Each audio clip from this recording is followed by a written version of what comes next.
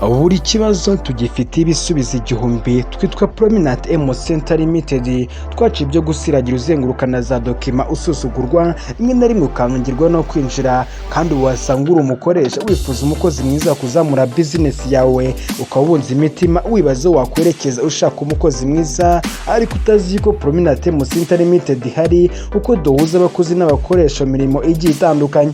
Wasanga kandi uruhangayikiye umwana wawe wibaza umufasha gusubiramo amasomo mu gihe cyane mugoroba. Prominent M Center Limited ni igisubizo kuri wowe ushaka yo kumwana wawe ajya asubiramo amasomo mu gihe cyane mugoroba, kuko tugusanga aho uri ndetse umwana wawe tukamwigisha akaba umuhanga. Dukorera mu gihugu hose, ariko dufite icyicaro mu mujyi wa Muhanga ku muhanda ugihuye mu nyubako iteganya na Unguka banke ahazwi kwa VAT muri fura gatatu, hejuru neza neza aho dutera imbere ikorera.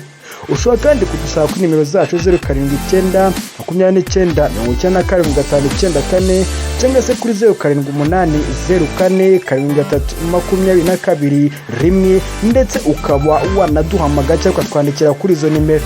Prominent M Center Limited, tugukorera umuti.